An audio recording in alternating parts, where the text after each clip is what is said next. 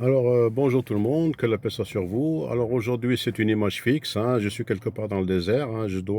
J'ai été invité pour visiter une exposition d'art.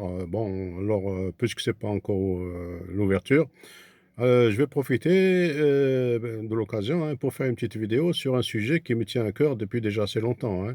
Il s'agit de la viande de porc, hein. Est-ce qu'elle est haram ou est-ce qu'elle est halal? Alors pour cela, il n'y a que Dieu qui dit haram ou bien halal, hein. Alors pour cela, on va voir les versets du Coran. Il y a deux versets du Coran, on va les lire et on va essayer de les comprendre. Alors le premier verset, c'est Innama harrama alaykum al-maytata wad-damma wal-lahma al-khanziri. Alors on voit ici, hein, le khanziri, le majrour, hein, c'est-à-dire la voyelle courte, i. On verra ça tout à l'heure. Pourquoi? Comment? Alors, on va voir le deuxième verset, hein, c'est Hurrimet alaykum al-maytatu wad-dammu wal-lahmu al-khanziri. Donc, on voit dans les deux versets que le mot khanziri, c'est majrour tous les deux. Donc, soit c'est un complément de nom, soit c'est un adjectif. Donc, là, on peut donc comprendre qu'il ne s'agit pas de la viande de quelque chose, mais il s'agit de la viande qui est comme ça, puisque c'est un adjectif. Alors, mais le mot khanziri, d'où il vient? Ben, en fait, normalement, actuellement, on dit le khanz. Je ne sais pas comment ça, depuis l'époque, comment le mot khanziri est devenu khnz, mais à l'époque, probablement, hein, le mot saleté, c'était khanzir, et pas khnz tel qu'on le dit actuellement.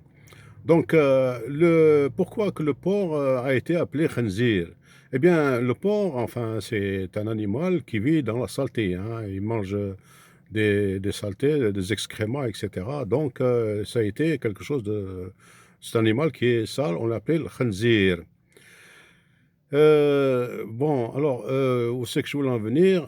Oui, bon. Alors, on dit, bon, que scientifiquement, alors cet animal, il a une digestion lente, donc les toxines ne sont pas tout à fait éliminées, et ça s'accumulent sur la viande, et ce qui fait dire que la viande, elle est sale, etc., hein, elle n'est pas bonne, etc. Oui, d'accord, en supposant que ce soit comme ça, en supposant, en sachant très bien que c'est pas possible de croire une chose pareille, puisque, en fait, en fait, hein, toutes les viandes, hein, pas uniquement celle du porc, du porc, toutes les viandes, ben, elles sont alimentées, hein, par des aliments qui sont donnés, qui leur conviennent, mais elles ont aussi toutes des déchets, hein, le gaz, du carbone, des toxines, etc., qui sont éliminés par le sang. Les toxines, on les trouve surtout dans le sang, hein, c'est pas surtout dans les viandes. Bon, Malinache, hein, on va supposer que c'est ça, hein. On va supposer que scientifiquement, c'est ça, hein, la viande, elle est toxique, etc. et ça.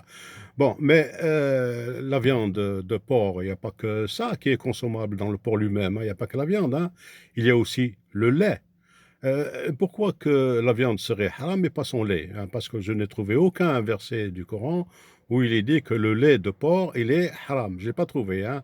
J'ai trouvé deux versets, hein, où c'est le 16, 66 et le 47, 15, où il est parlé de lait, mais bah, il n'y a pas de haram là-dessus. Alors la question reste posée. Pourquoi la viande et pourquoi pas le lait? C'est une question là, que je pose là, et s'il y a quelqu'un qui peut me répondre dans les commentaires, ben, ça serait bien. Mais il faut savoir une chose, c'est que personnellement, bon, alors, on voit bien que la viande de porc, normalement, le lait aussi, hein. Alors, personnellement, je ne mangerai pas cette viande, hein, même si elle est égorgée conformément aux traditions de l'islam, hein. Bah, je suis habitué comme ça, au khalas. Alors, bah, c'est tout ce que j'ai à dire, hein, c'est que si le lait, Dieu n'a pas dit que le lait de porc est haram, il n'y a que la viande, or que les deux suivent le même temps de digestion, donc il y a quelque chose qui tourne pas rond dans ma tête là, hein. Alors, vous mettez ça dans les commentaires et on essaiera d'expliquer, on essaiera de débattre. Bon, astaghfirullah li wa lakum wa alhamdulillahi rabbil alamin.